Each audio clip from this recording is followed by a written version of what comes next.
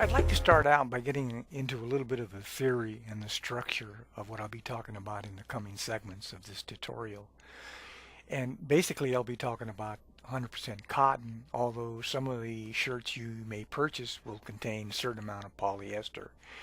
As a custom shirt maker, I've avoided making polyester basically because heat affects it. It stretches it and it melts it and it weakens it. Cotton is the long term. Most of your quality shirts are made from 100% cotton, Egyptian or Sea Island cottons. The point here in this segment is that it all starts with the cotton boll, that's B-O-L-L, as it comes from the cotton plant. And this cotton boll in the upper left hand corner image, believe it or not, contains around 250,000 fibers, all in sizes from 3/4 of an inch to maybe 1.5 inches. In some of the higher qualities, they can be as long as 2 inches. And they use a machine called a cotton gin. I'm sure in your schooling you've heard of a cotton gin. It takes the seeds out, some of the impurities.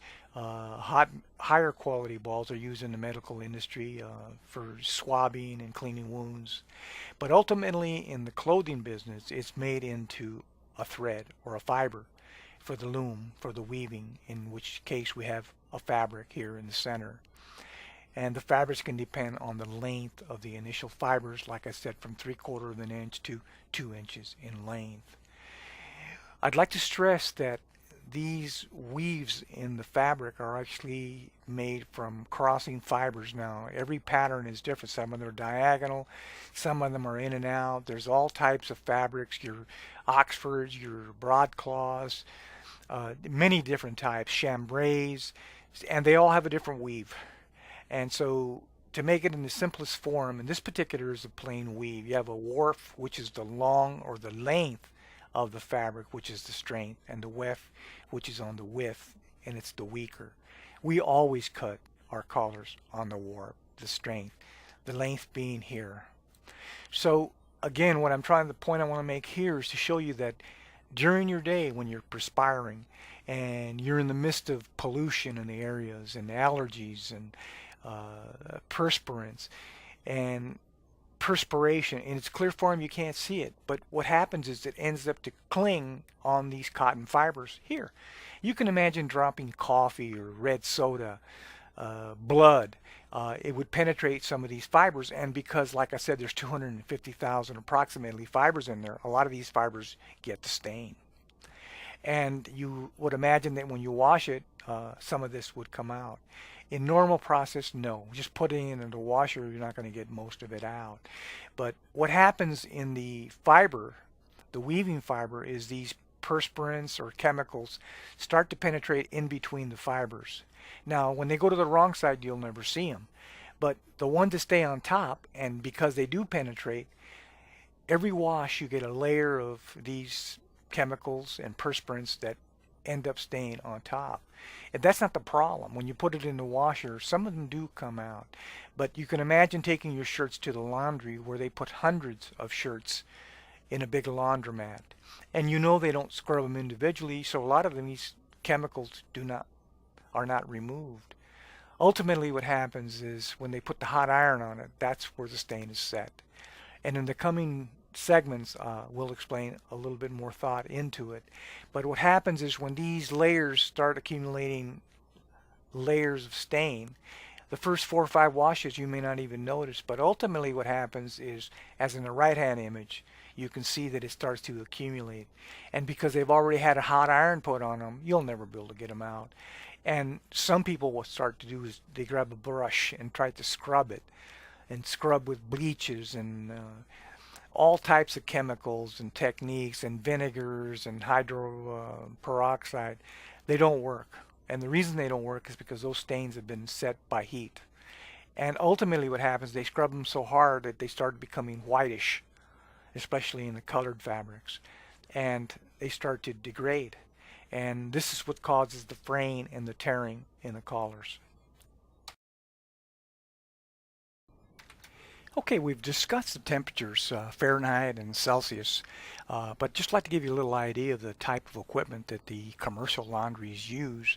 The one in the left is just a press, and the components, the cuffs, the collars, are inserted, and then the hot steam presses down on it with a certain amount of pressure.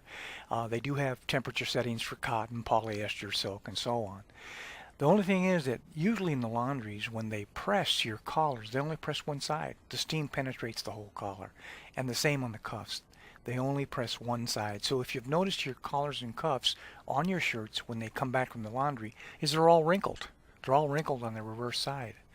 And the reason being is when the shirt is washed, cotton tends to shrivel a little bit. And obviously the right side of these shirts have a fusible on them, and if they don't, they would most likely be hand laundered. But just gives you, they all have temperature settings. The regular home iron, as I call it, is what we use in our collar replacement. We like to iron both sides. We like to shrink our fabrics before we make the collars and cuffs. And so just to give you an idea of what it's all about. Let me tell you about two of the products that I recommend very highly and that I have used for years. And I've actually cleaned thousands of collars and cuffs with these two products. And the reason being is because they really do work. From experience, I've tried them and they work.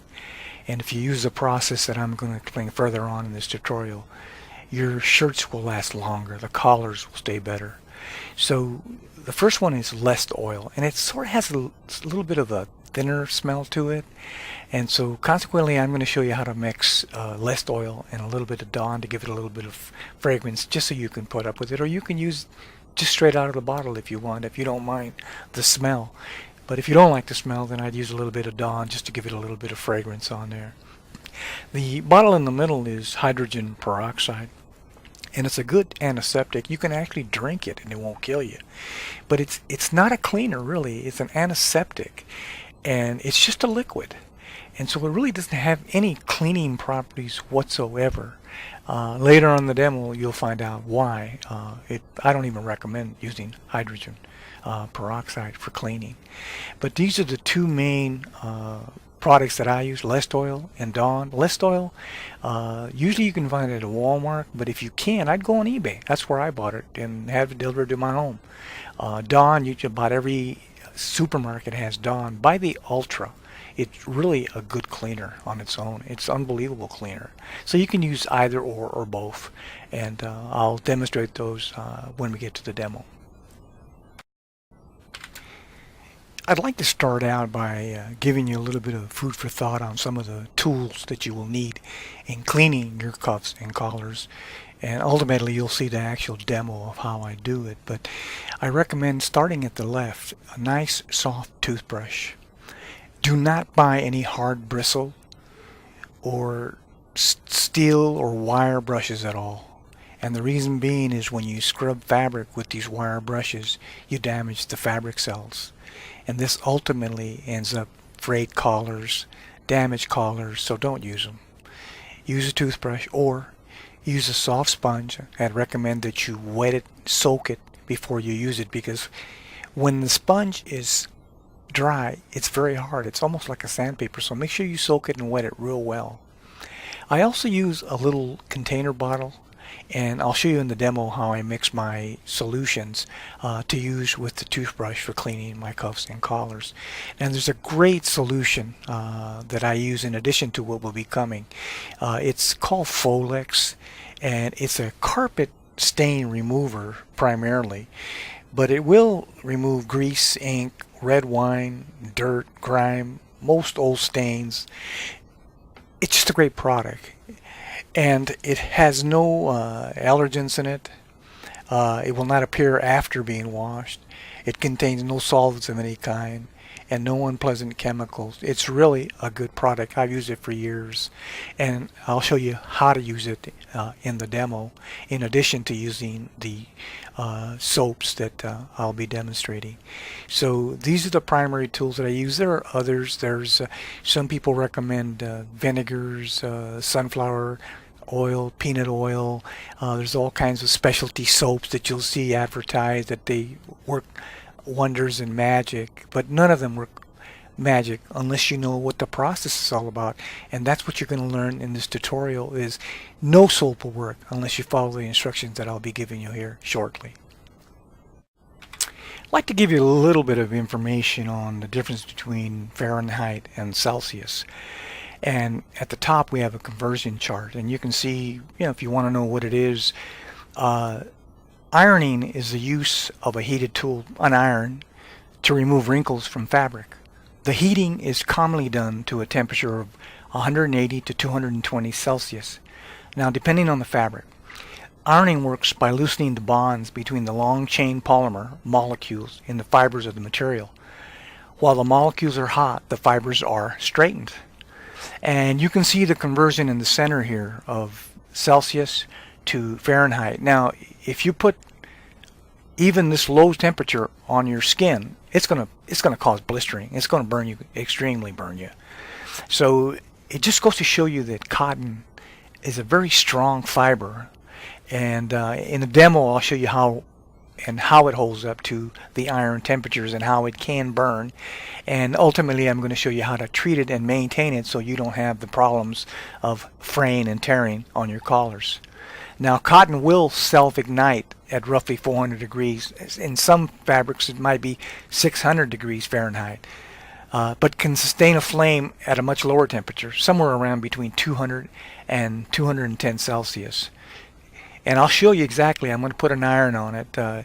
Most likely you wouldn't put your iron on a cotton shirt for more than probably 10 or 15 seconds. And I'll show you the process and why it doesn't burn. Ultimately, I'll show you how to maintain your shirts so that they're always looking nice. Okay, we're going to be doing our experiment. And as you're looking onto it, I've broken this French cuff into 3 segments. 1 minute, 2 minute, and 3 minute in the center. I'm just going to let the iron stand on it for a minute. I've got a stopwatch and I'm going to test it just to show you what the burn of the fabric happens in those minutes. Now, normally when you're ironing a cotton shirt, 100% best quality in the world, you're only going to be 5, 10, or 15 seconds in any one area, so you're not going to experience what you're going to see here. So let's progress. Now, I'm not going to make you sit here for minutes and watch the whole thing. I'll show you the beginning and then I'll show you the ending. I'll do a time lapse and you'll see in the end I'll show you all 3 and what happens in this individual minutes that we're playing. So let's start with the 1 minute. I'm just going to drop the iron. I have it on cotton setting and we'll start and the minute will go, and when it's over I'll stop the watch, and ultimately you'll see all 3 together in the various minutes. Okay, we're coming up on the 1 minute and I'll go ahead and stop it and remove the iron for 1 minute. Okay, in this segment we'll start the 2 minute. Okay, we're coming to the close of the 2 minutes in this segment here. And we have 2 minutes. We'll be starting the 3 minute. This is the commencement of the 3 minute. Now, while this is going, ultimately I'll show you the reverse side of this French cuff and show you how the penetration goes to the reverse side, even though we have interfacing. Okay, we're coming to the end of our 3 minute segment, and that ends the 3 minute segment. Okay, I just wanted to show you a bird's eye view of what we've done. I'm going to pan in on the 1. That's the 1 minute, and you can see there's a slight tint of burn. Let's go to the 3 minute. Quite a bit at 3 minute, and at 2 minute you can see a slight more than the 1 minute. But this is what happens. But this is not the incredible thing about it. The incredible thing about it is that when you turn it to the wrong side, do you see the 3 minute? The 3 minute is pretty well burned, and each of the 1 and 2 minute are slightly, so it does penetrate the whole thing. That's how hot it gets. And when it's steam in the laundry service, it's more apt to do that. It just goes to show you that it would take probably 5, 6, 7, 8 minutes for it to really ignite, maybe even longer. So characteristics of cotton are very strong. And so putting an iron for 5 or 10 seconds in the ironing process is not really going to hurt your fiber. And here shortly we're going to demonstrate what happens when you start adding perspiration, when you start adding allergens and chemicals and the type of water you use, and that all makes a difference in how the collars and cuffs are stained. Okay, we're going to start out by doing a demo, and I've been talking all along about the things that affect stains in collars and cuffs, and some of them are antiperspirants, perfumes. Your perspiration, along with the pollutants that are in the air, they cling together, molecules, and they penetrate the fibers. But the problem is that when you buy brand new shirts, everything is clean, except maybe for some sizing, which is like a starch, a light starch, to keep the fabric stiff while they're cutting it. But I'm going to show you a demonstration of, in reality, what happens, because even during your normal use, you're perspiring, and perspiration normally is clear, so you don't notice it. You know, it's wet, you send it to the cleaners, and then it's okay. The second time, it's okay. The third time, you start noticing a little bit of a color change. And then the fourth and fifth, and it keeps adding and on, and then 6, 7, and then you start getting these stains, and then you complain to your laundry service, and they say, well, we'll take care of it, and they end up scrubbing and putting chemicals that end up damaging the cells of the fabric. And so we're going to do a quick demo here, and I'm going to show you. I'm going to use an antiperspirant deodorant, Old Spice, and I'm just going to show you what happens in the area where the band meets the collar is where you normally have the problems. And again, if that's the case, I'm going to rub it, and I'm just going to rub it because what happens is, and you can see it's clear. And I'm going to rub some in the front, because that, when you button it, is going to be on your neck, and the perspiration is going to penetrate it, and anything that's on the perspiration is going to do it. Now, we went through the burn test. Now, it's clear. There's no problem. It's clear. And you'll send it to your laundry service, and they'll throw it in the wash along with another 100 shirts. And you're hoping that they're clean. Well, visually, the first and second times, like I said, they're clear. You don't see any. It's afterward. And the problem comes in the ironing. So we're pretending that this is what you're sending to the laundry service. They tossed it in the laundry, commercial laundry they have, and they brought them out, and they're ready for pressing. Now, some of it has come out in the wash. Some of it, of what we just applied, will come out. But now we're going to put the iron, and we're adding a cotton setting. And again, I'm not going to lay it just a little bit, and you know, just to iron it and keep it straight. And that's what they're doing. They're just doing the same thing. Here it is. So what's happening is right now it's fairly invisible, and so again, you get your shirts and you put it on again, and what happened again is that your perspiration, the pollutants, and all the perfumes and hairsprays and everything is on the same thing. And again, you send it to the cleaners, they throw it in the laundry along with 100 other shirts, and it comes back to you, and it looks okay from the beginning, but it goes back to them. They put it they put it in the washer, and they press it, and little by little you'll see that the stains are starting to appear. And the problem is that once the stain sticks, and there you go, and maybe you can live with it at this stage. So you send it to your cleaners, they throw it in the laundromat with 100 other shirts. Some of it comes out, most of it stays in. Again, you get your shirts, you wear it through the day, and you're wearing it, and you're putting nothing on it. You're just perspiring, and pollutants in the air, and hairsprays that may rub on it, and whatnot. And again, everything that touches the skin is the part that's going to be affected. So again, you've worn it, and you send it to the cleaners, they throw it in with 100 of the shirts, they come out, and then they press it. And the guy's pressing 50 shirts an hour. I don't think he much cares about whether it's going to look right, because it came out of the washer. It's got to be clean. Has to be clean. And here it is. And you notice we're not leaving the iron very long at all in any spot. You know, we're just ironing it where it's nice and smooth. Again, this is our third time. And you may put up with it at this point. It comes back, well, it's okay. So you put the shirt on, you wear it through the day, you take it back to the laundry. It's got all the perspirants being worried for that day you wore it. And again, you're sweating. Maybe it's the summer. It's nice and hot. More perspiration, more sweat. So it's clear. You can't see it. So you take it to the cleaners. They put it in with 100 other shirts. They take it out. Then the pressman puts his hot press on it. And there you go. And you notice I'm not leaving it in any one spot. I'm just ironing it the normal procedure. And here it is. And I could go on and on. And now the thing is, at this point, you're probably telling the laundry shirts, listen, you guys aren't doing something. You're not cleaning my shirts. Why don't you do something about it? So they come in there, they get their brushes, they start scrubbing it and working on it. And eventually what they do is they start wearing the cells in here. And I'll give you an example of what I'm talking about. So again, they start wearing them, see how they're stained, and that's the beginning of it. And because they scrubbed them and put chemicals, they start to weaken the fibers. And the same thing near the fronts where you're going to button it and put your tie on, they're stained, and you're trying to put chemicals on it and you're trying to take all the stain out, and it ain't going to happen. And that's why I'm around. I take these old shirt collars and make them brand new.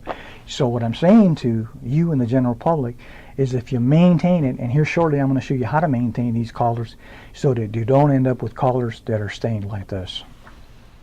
Okay, we're finally at the point where we're going to show you the treatment to keep your collars in good condition.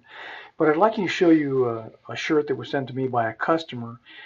He wore it 3 or 4 times. He wasn't satisfied with the style. We put brand new white collars on them. But even after a half dozen times, you can see the stains were stuck in there. He complained to his cleaners, and they just didn't come out. And that's the start of it. We have another where we have the fraying. Again, you see the yellow stains. And once it starts, you can't get them out. I don't care what recipe, vinegar, baking soda, it won't come out. The best measure is preventative. You have to start at the beginning to keep it away. Again, the cuffs, again, they start to fray when they start to use brushes on them and chemicals. They start to scrub them and rub them till the cells are rubbed away and they start to fray. As you know, the cuffs along the edges, anything that touches your skin, you're going to have to be cognizant of. You're going to have to rub those with the toothbrush. And by the way, if you're underarm sweater, if you got a lot of stains underneath your arm, after you've done your cuff and collars, you can do your underarms. This is the beginning when you get these shirts brand new, because after they've worn them 3, 4, 5 times, it's too late. You'll never get those stains out.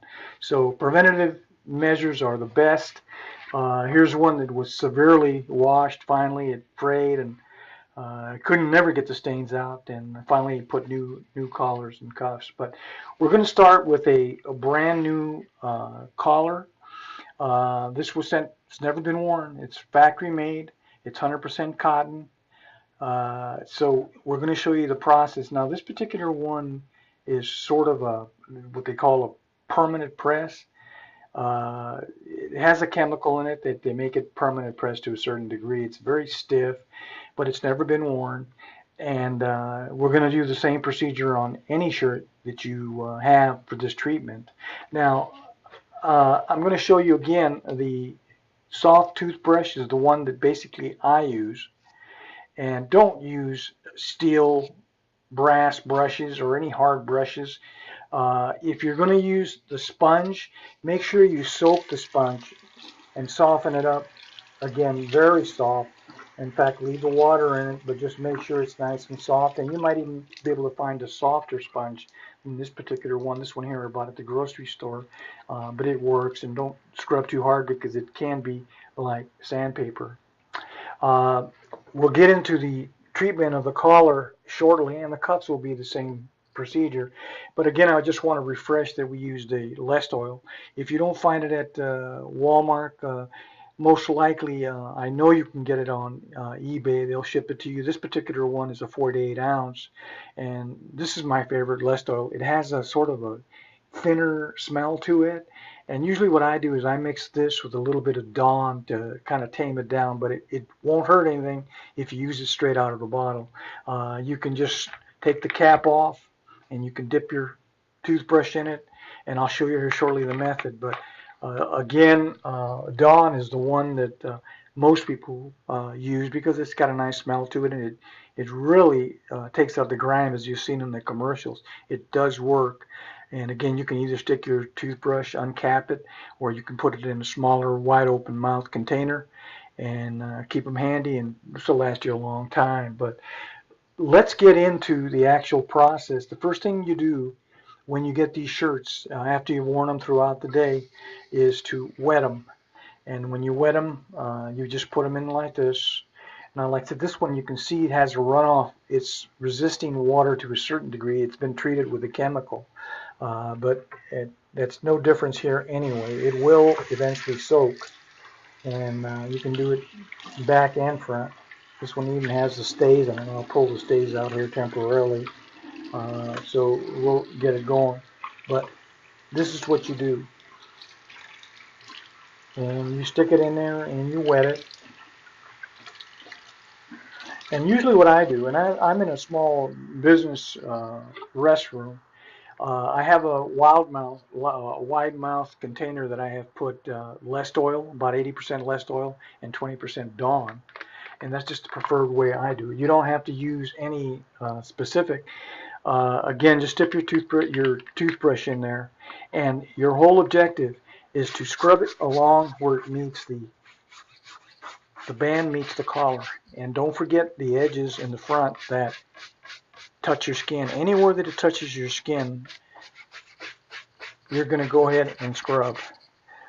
And a soft toothbrush is like I recommend, and just scrub it.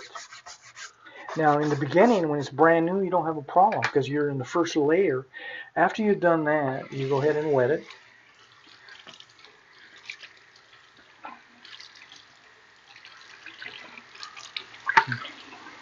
And it's a simple process. Now, you can do it another time. I recommend you do it 2 or 3 times. You get the hang of things. You stay ahead of it, you won't get those stains coming out. Now, when they go to the laundry, your commercial laundry, or you do them at home, you put them in the washer, no matter how many shirts you have, they're already clean, basically. So you're not going to get that stain when you put the hot iron on it. And then what I recommend is when you get all the water, just pat dry. Do not wring them. I mean, do not wring them, because what you'll do is you'll break fibers. You don't want to do that. It won't hurt it. Just let it pat dry. You can put it on a towel if you like, pat dry it a little bit. Let me show you a cuff is the same way along. So with the toothbrush, after you've wet it, now this one here is terminated, but just to give you an idea, you would just scrub, and this you were talking about, you've got brand new ones now, and you rub them all the way through, anywhere that it touches the skin, especially your cuffs, especially in the summer month when it gets hot and you're really perspiring. And like I said, it doesn't take but a few minutes, and get it down, and then obviously you just run it through. Again, don't wring them, just let them remove the water. You can throw them in your hamper after this segment here. And like I said, you can do your cuffs and collars. It doesn't take but a few minutes. And just pat dry. And then you can do this along on your bathtub. If you don't want to do it at your small sink, you can put it on the bathtub and do the same thing. And of course, the whole shirt will be on it. Just throw it in your hamper and wait for your laundry day. Anyone who has the responsibility of your shirt collars and cuffs, or your shirts in general, should watch this video, because it will prevent and prolong the shirts from being frayed and stained. And it does work. So that's about it. I've waited a long time to produce this video and show you really the things that I've been doing all along. I've never had problems to this degree as my customers send them in. But again, we're in the business of replacing collars, and we love your business, but we want your shirts to last. And we know that cotton is going to become more and more expensive as time goes on. Those men who are buying $100, $200, $300, $400 shirts, believe me, take care of your collars and cuffs. Those are the first to go. And when you do need us in time, nothing lasts forever. When you do need us, think about our service.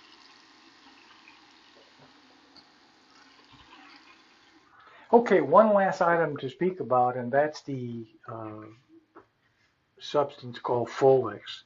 And this company's been around for 35 years, and I've used it for probably 15 years, and I've never had a problem with it, and it really works. It removes pet accidents, grease, ink, red wine, coffee, blood, rust, blood, cosmetic, dirt, grime, most old stains. Now, I don't know about most old stains, but and of course you can use it on upholstery, but it works real well. And your carpet, it cleans stains right out of carpet. It's unbelievable. Stuff really works.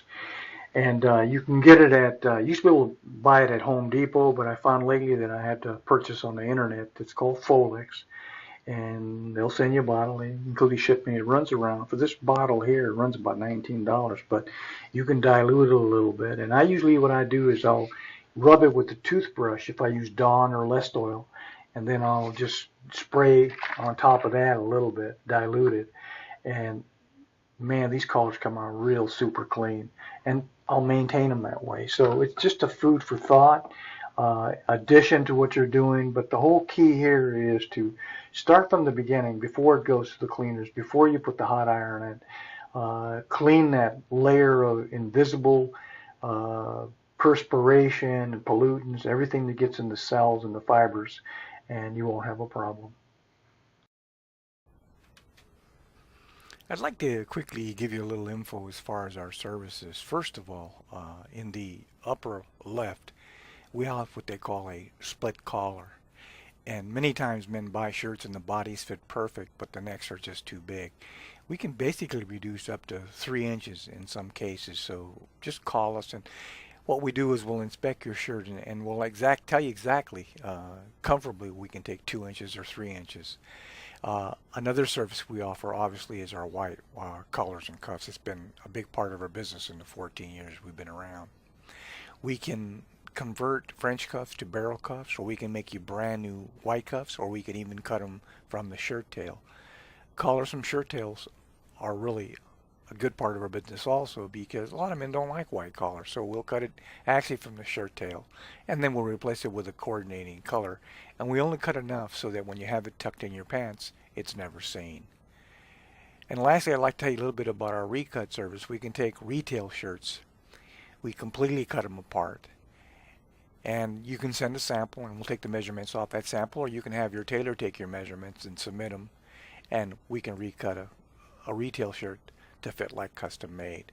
Now, there are 2 links up here in the left corner upper. Collars too big, plenty of videos on every topic, recutting, collars and cuff styles, the whole works, so you can check that out to feel comfortable with our services. And the other would be our collar replacement, which is our oldest website, and again, there are many videos on there. If at any time you feel that your questions aren't answered, you can send us an email, or you can call us on the phone. Believe me, we answer our phone. And if not, if you leave a message, we'll get back to you very quickly. And that's about it, and we'll go ahead here shortly. We'll have the complete info as to if you have any questions, where you can contact us.